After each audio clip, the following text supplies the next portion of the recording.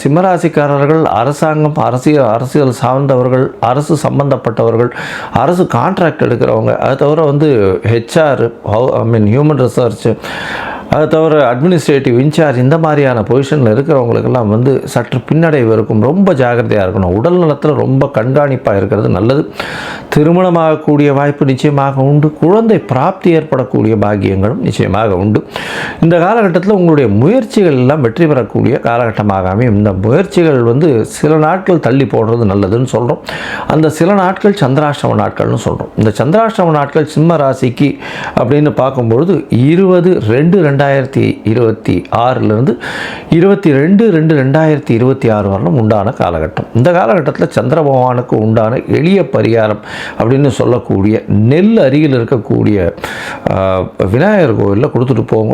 அது சந்திராஷ்டமத்தின் தாக்கத்தை குறைக்கும்.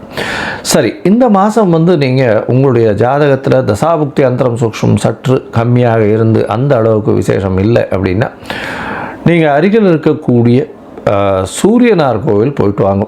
அது தவிர சத்யநாராயண பெருமாளை வணங்கிட்டு வாங்க. துளசி மாலை ஒன்று போட்டு சத்யநாராயண பெருமாளை வணங்கிட்டு வாங்க. கண்டிப்பாக உங்களுக்கு ஒரு பெரிய மாற்றங்கள் நிகழக்கூடிய வாய்ப்புகள் நிச்சயமாக உண்டு.